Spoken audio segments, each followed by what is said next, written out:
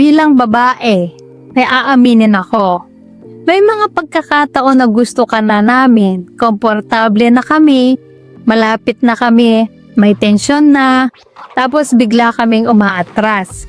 Hindi dahil nagbago ang nararamdaman namin, kundi dahil may ginawa kang isang mali na akala mo maliit lang.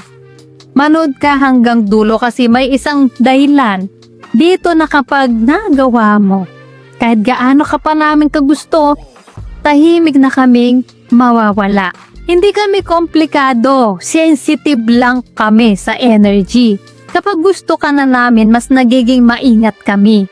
Hindi dahil ayaw namin, kundi dahil mas may mawawala na. At ito ang mga totoong dahilan kung kailan kami biglang umaatras kahit gusto ka na namin. So reason number 1, kapag naramdaman naming sabi ka na masyado.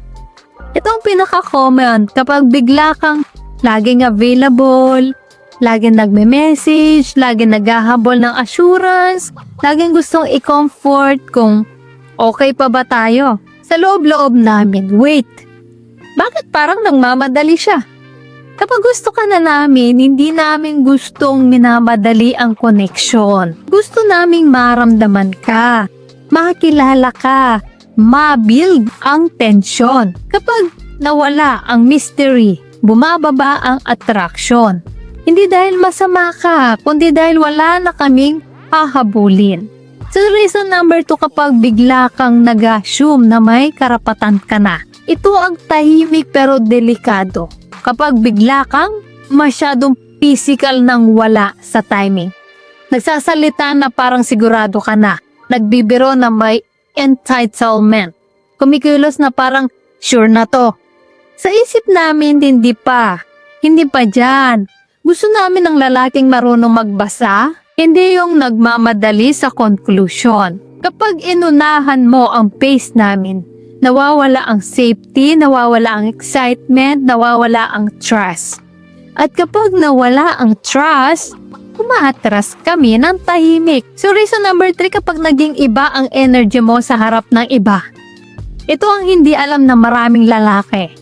Kapag gusto ka na namin, pinapansin namin kung paano ka sa ibang tao, sa ibang babae, sa pressure, kapag may audience, kapag bigla kang nagiging pabida, nagiging maangas para magpa-impress, nagiging ibang tao sa harap ng tropa. Sa isip namin, ganito ba talaga siya?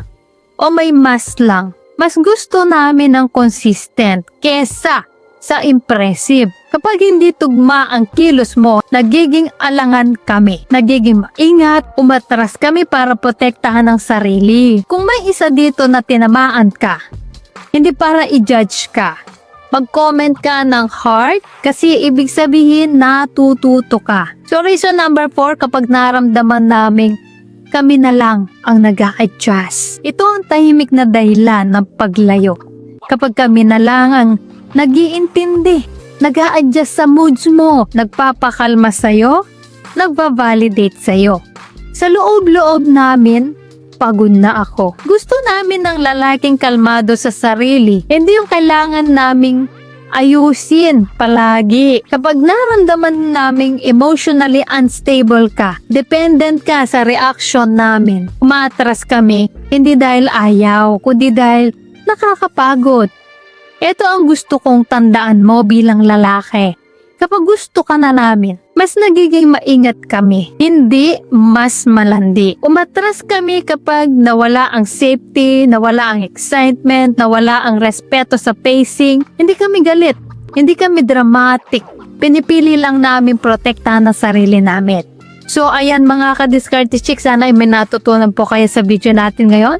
At syempre bago pa tayo matapos, shoutout muna sa ating mga masugid na tagapanood na sina James Rosanes from Alfonso, Tagaytay, Cavite, Confuse Center ng Tarlac, Venancio Escanio, taga Bulacan City, Luna Julia Cruz na Mindanao, Roel Pandivilla ng Dasmariñas, Cavite, Bernard Pinalayas ng Romblon, Leo Mami Diere ng Aurora Province, Cornelio Manangan, taga probinsya ng Isabela, Rani Boy Andaya ng Manila, at kay RJ Jacob ng Legazpi, Albay. Guys, maraming salamat po sa suporta at panonood mga ka-Diskarte Chicks.